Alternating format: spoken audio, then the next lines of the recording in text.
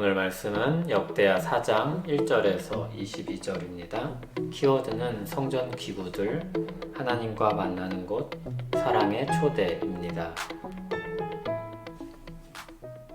솔로몬이 또 놋으로 제단을 만들었으니 길이가 20규빗이요 너비가 20규빗이요 높이가 10규빗이며 또 놋을 부어 바다를 만들었으니 지름이 10규빗이요 그 모양이 둥글며 그 높이는 5규빗이요 주위는 30규빗 길이에 줄을 두를 만하며 그 가장자리에는 돌아가며 소 형상이 있는데 각 규빗에 소가 10마리씩 있어서 바다 주위에 둘렸으니 그 소는 바다를 부어 만들 때 두 줄로 부어 만들었으며 그 바다를 놋의 황소 12마리가 받쳤으니 3마리는 북쪽을 향하였고 3마리는 서쪽을 향하였고 3마리는 남쪽을 향하였고 3마리는 동쪽을 향하였으며 바다를 그 위에 놓았고 소의 엉덩이는 다 안으로 향하였으며 바다의 두께는 한 손 너비만 하고 그 둘레는 잔 둘레와 같이 백합화의 모양으로 만들었으니 그 바다에는 3,000밭을 담겠으며 또 물두멍 10개를 만들어 5개는 오른쪽에 두고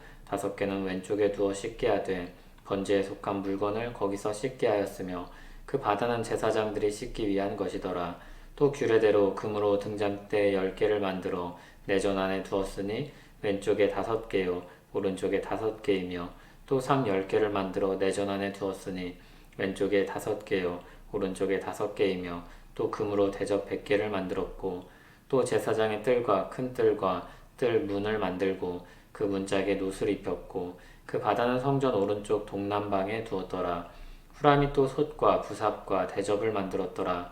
이와 같이 후람이 솔로몬 왕을 위하여 하나님의 성전에서 할 일을 마쳤으니 곧 기둥 둘과 그 기둥 꼭대기에 공 같은 머리 둘과 또 기둥 꼭대기에 공 같은 기둥 머리를 가리는 그물 둘과 또 그 그물들을 위하여 만든 각 그물에 두 줄씩으로 기둥 위에 공 같은 두 머리를 가리는 석류 400개와 또 받침과 받침 위에 물두멍과 한 바다와 그 바다 아래에 소 12마리와 솥과 부삽과 고기 갈고리와 여호와의 전에 모든 그릇들이라. 후람의 아버지가 솔로몬 왕을 위하여 빛나는 놋으로 만들 때 왕이 요단 평지에서 숫꽃과 스레다 사이에 진흙에 그것들을 부어내었더라.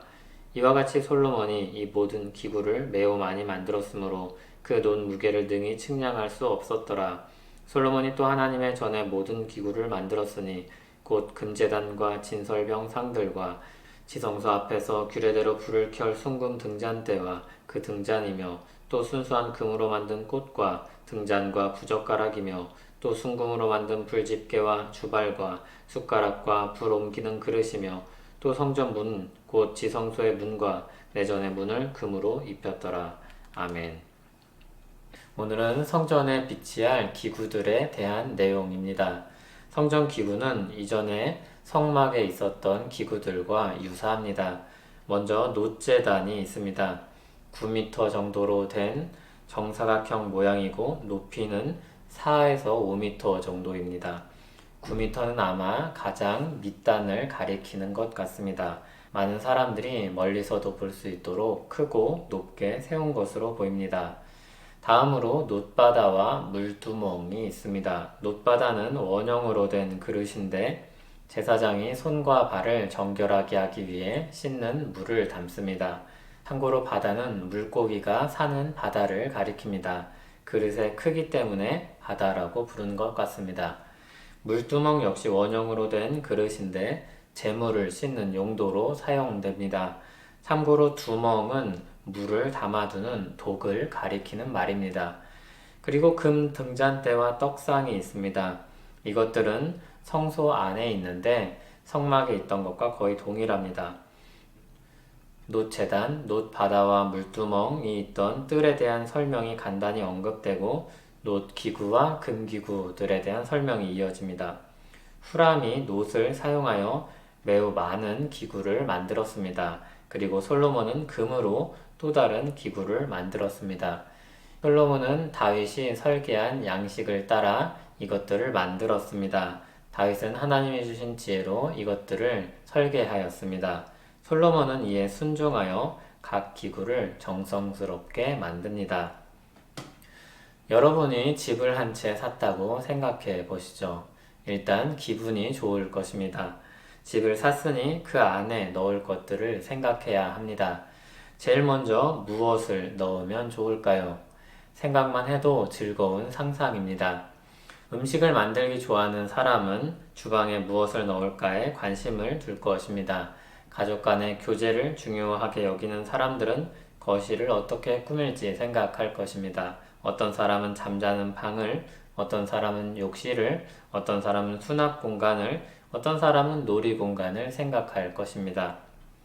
솔로몬이 하나님의 집을 지었습니다. 그 안에 무엇을 넣을까요? 무엇을 넣으면 하나님이 임재하시는 곳다울까요? 어떤 장식을 하면 하나님의 영광을 잘 드러낼 수 있을까요? 여러분이라면 무엇을 넣고 싶습니까? 무엇을 넣는다면 왜 그것을 넣고 싶습니까? 하나님께서 다윗을 통해 설계하신 성전엔 무엇이 들어 있습니까? 그것들은 무엇을 위한 도구입니까? 모두 하나님과의 교제를 위한 도구입니다. 제사를 위한 기구입니다. 하나님께서 자기 백성과 함께 하심을 나타내실 성전을 짓게 하십니다.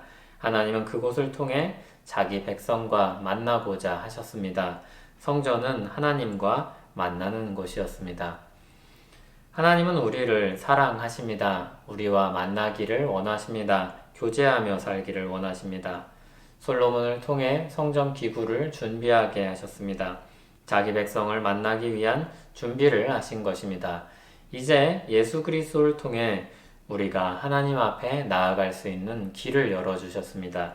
우린 더 이상 구약의 제사를 드리지 않습니다.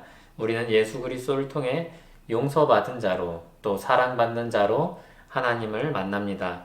예수 그리스도의 속죄 제사가 완전한 만큼 우리는 그리스도의 십자가를 힘입어 담대하게 하나님을 만날 수 있습니다. 예수 그리스도는 이 일을 위해 모든 수치를 개의치 아니하시고 십자가를 참으셨습니다. 주님의 백성을 사랑하셔서 자신을 희생하셨습니다. 우리는 예수 그리스도 안에서 하나님과 교제해야 합니다. 우리를 위해 계획하시고 이루신 예수 그리스도를 믿고 하나님께 나아가시기 바랍니다. 우리는 기도하기 위해 제사를 드리지 않습니다. 우리는 예수 그리스도의 이름으로 기도합니다. 우리 기도는 사랑하는 자녀들의 말처럼 하나님께 올려질 것입니다. 하나님은 우리를 사랑하시는 아버지로서 우리 기도를 들으실 것입니다. 우리를 향한 하나님의 마음이 이와 같습니다. 너희 하나님 여호와가 너희 가운데 계시니 그는 구원을 베푸실 전능자이시라. 그가 너로 말미암아 기쁨을 이기지 못하시며 너를 잠잠히 사랑하시며 너로 말미암아 즐거이 부르며 기뻐하시리라 하리라. 아멘. 하나님 아버지, 어둠에 있던 우리를 빛으로 부르셔서 하나님과 교제하게 하신 은혜를 찬송합니다. 예수 그리스도를 힘입어 담대히 하나님의 보좌로 나아가 우리 마음을 털어놓습니다. 우리를 사랑하시는 주님, 우리 기도를 들으시고 응답하여 주시옵소서. 가장 선한 길로 우리를 인도하여 주시옵소서. 예수님 이름으로 기도합니다. 아멘.